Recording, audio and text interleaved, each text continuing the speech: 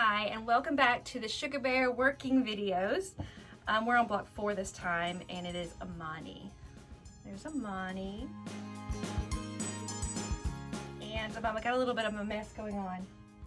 I've got one Sugar Bear quilt I'm quilting, and then I'm working on the other Sugar Bear, so just bear with me. Imani has little quarter log cabins in each of her centers, or log cabin-esque if you want. There is a place for fussy cutting, and I have painfully fussy cut each of these little guys right here. You're gonna see in my video me being very particular, seam ripping just to get my flower, just so. And I apologize in advance for being that way, but I'm a particular person. Okay, let's go and make Imani. All right. Here is Imani, and I'm thinking that I want to fussy cut my A's.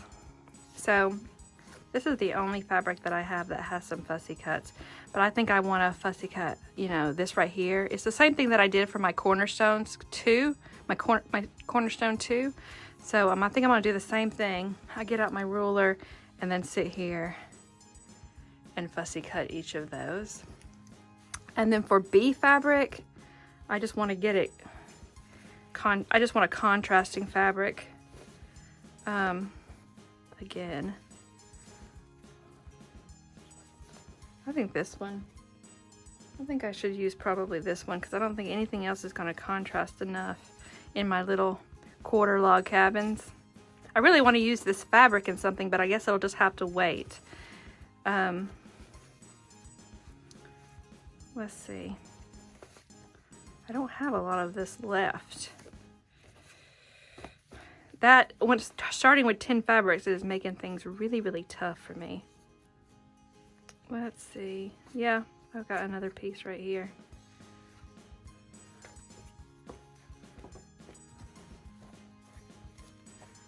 All right, I'm gonna go with these two. And I'm going to fussy cut these in front of you just so that you can, if you've never fussy cut before. I know there's a lot of beginners working on this quilt.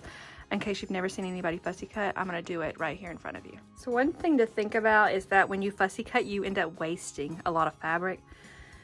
So just something to keep in mind. And a lot of people will fussy cut very obvious things. Like, I don't know if you've ever played with Heather Ross fabric, but there's always some cute little mouse that you'll want to fussy cut. But sometimes fussy cuts don't have to be little novelty pieces. Sometimes, I don't know if you ever follow and watch people English paper piece, but they'll fussy cut something that you wouldn't think to fussy cut, and then it just ends up making the whole piece look really, really cute. All right, so anyway, what you want to do is you want to take your ruler. This one's green, but most of them are usually clear. And you want to put it over the piece that you want to fussy cut. And I'm fussy cutting this little flower right here. I could also fussy cut these. That would be cute too, but I think I'm going to stick with these. And I've got 4, 1, 2, 3, and 4.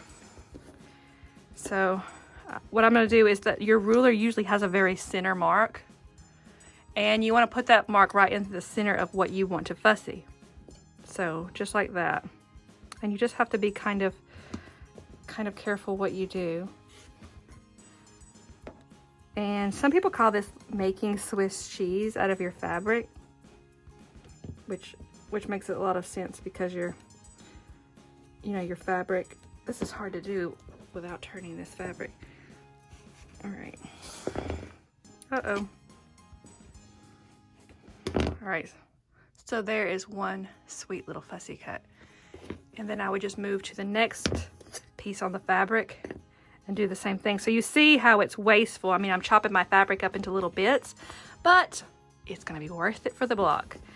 So let me just keep doing this, and then I'll show you what it looks like when I have everything cut. All right, so we're all cut, and I've got super cute little fussy cuts.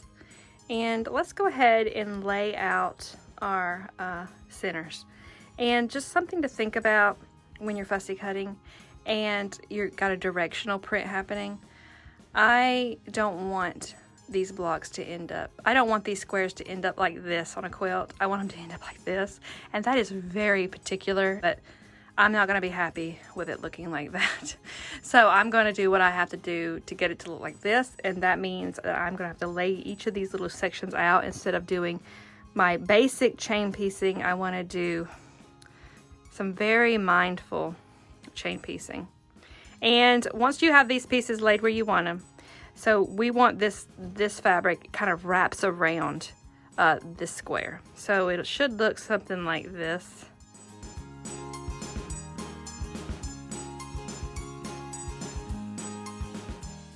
The only thing that's changed on these is that this is always on the outside of this square. So, you know, it's never in here. It's always over here, you know, just like that, if that makes sense. So we're just gonna get these out of the way. And I'm gonna just do this little boom, boom, boom, boom. And I'm gonna chain piece these together. All right, all sewn up.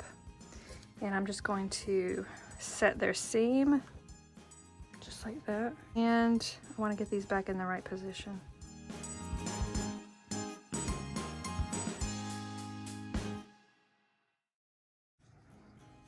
All right, and I want to press towards my A fabric, so that's this way, and I'm going to do this for all of them. Okay, all pressed, and I think I got this guy the wrong way. I don't think it's going to be a big deal though. I don't want to a seam rip because of it, but you see what I mean. I've got this one turned upside down. Darn it! And I worked so hard. All right, I'm just going to live with it. All right, so these are going to go like this.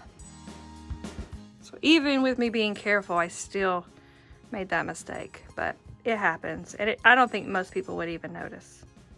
Maybe I should undo it. I'm gonna go undo this. I'm gonna go and seam rip. This is a good teaching moment. All right, so these are my Snip-a-Stitch scissors from Havel's, and I'm just going to snip these little stitches. This is how I always seam rip. It's especially good for when you're taking quilting out of a quilt. So I've snipped like every 2 or 3 stitches, and then it just kind of comes off like that. There's usually one piece right here of thread, and I chuck that, and then I'm just going to press these. All right, and I'm going to turn my A fabric. I'm going to turn my A fabric the right way, and I'm going to sew these 2 again. I don't know how I got it out of order, but we're back. We're sewn.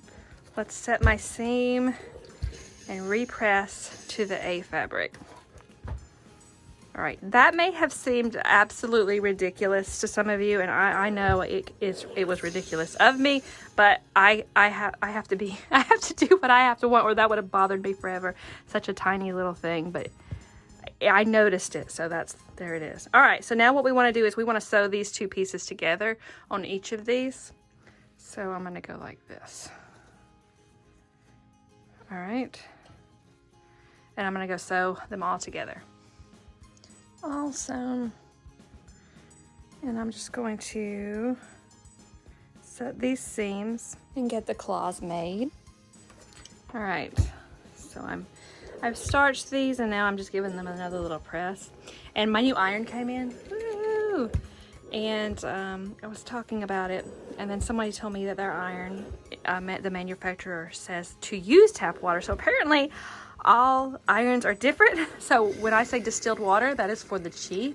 It might be for other irons, but I don't know. So you'll definitely want to read up on your own iron, because somebody told me that Oliso is tap water. So, all right, done with the iron chatter again.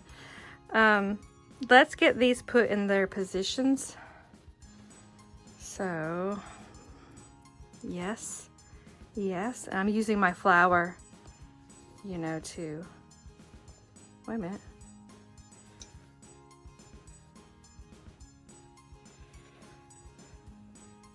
Here we go. There we go. All right, I'm using my little flour to tell me what's what. I was almost worried that I did something wrong again. All right, I feel like I'm off my game in this video, like I'm stuttering around and making a bunch of mistakes. All right, we are ready to get our sashing and our cornerstones. So let me get those.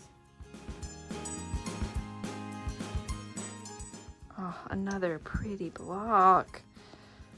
Is that right? I got everything right? I want to just take a minute, make sure that my half rectangle triangles are all in the right position. All right, so I've got all my half rectangle triangles in the right position. Everything looks good. My flowers are in the right place. My B fabric is on the outside of all of the A fabrics. I think we're ready. So let me get the rest of this block together and then we'll move on. All right, Imani is done. And pretty decent. I got a hair off right there. I'm not gonna fuss because I fussed enough, didn't I? I hope you enjoyed making Imani. I think she was a fun, pretty little block. So I will see you next time.